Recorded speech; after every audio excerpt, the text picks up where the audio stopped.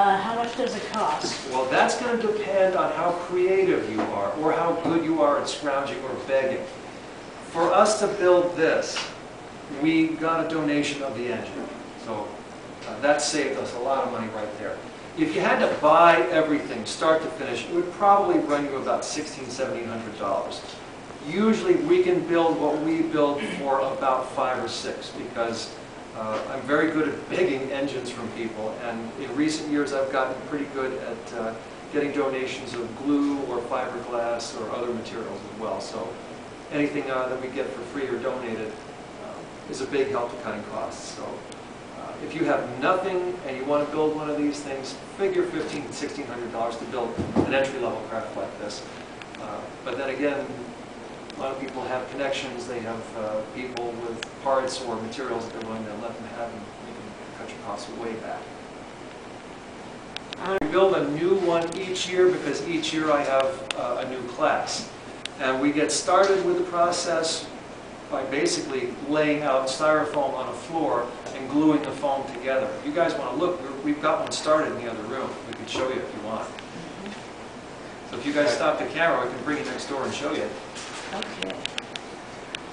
Sounds good. Craft we are about to start, well, we have started building. You're looking at it from the bottom right now. Remember I was talking about there was those angled pieces of foam that if you should slide around, you catch an edge, all the lift air is trapped, and that's what picks the whole craft up. So you're looking at it from underside here. We still have some more wood to put onto this thing, and we need to cut a hole right there. That's where our lift engine is going to be. So that lift engine will provide air to inflate the skirt, but also to pick the whole craft up. So it's like a 2-engine version of that green one that's out there. Oh yeah, you got the plans right there. So.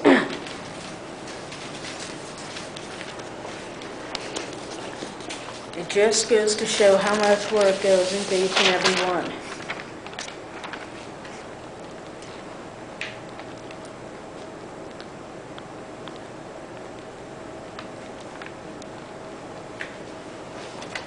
There's quite a bit of work. You want to cut, Scott? And then creating for this year. What you're looking at here on the floor is actually the underside of it. All right, this blue part just represents the skirt attached and inflated. So you can see there's a resemblance between the two. This hole right here is where that lift fan is going to go and that lift engine will go. We obviously haven't cut it, but we've got it marked out. So a few things that are different from this craft compared to the others.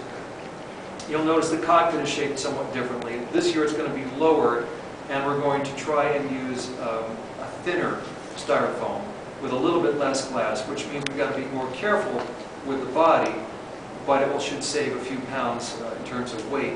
We're also going to go with a 3-rudder configuration instead of the 2 that were on the other, partially because we want to be able to turn more of that thrust air as quickly as possible, but also racing regulations are now leaning towards maximum safety in case somebody should be ejected from their craft and go into the back. So they want the rudders at least 11 inches apart to prevent somebody from going through and potentially hitting themselves on the propeller. It's never happened, but it's just, rules are there to keep people safe. So that's what we're doing. But we're making the cockpit more open. We might add a small windshield to it. We're going to do different speed trials when the craft is finished and see if we're deflecting the wind and it helps our speed or whether it hurts our speed. So this is what this will eventually turn into. How often does it happen that you'll make different aesthetic decisions or functional decisions with the craft simply by working on the model itself?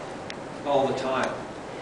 When we start brainstorming ideas, we'll take and draw a rough sketch or look at a photograph and say, what if we did this? And then we just start brainstorming.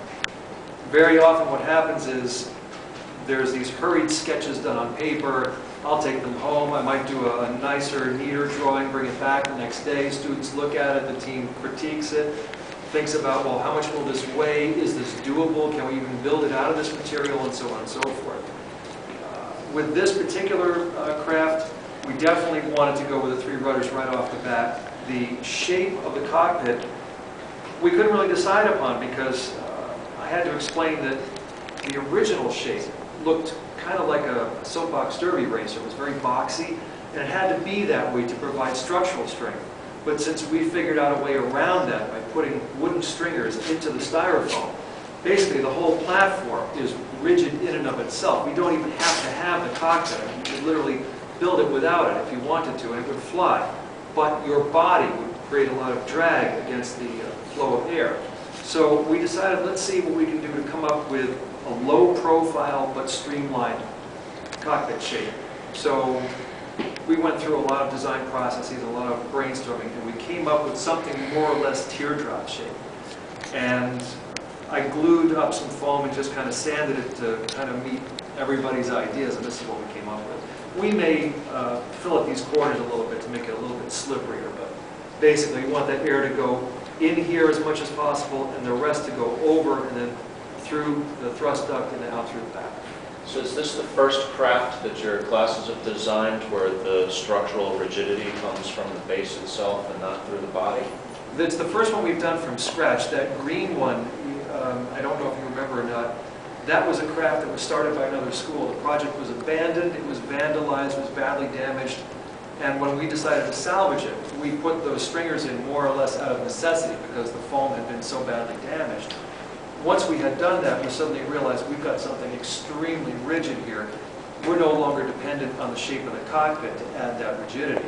So now, every craft we've built since then, the yellow one over there plus this one, they're all going to have these stringers into it because it just makes it so much stronger and it frees us up to be really creative with our design.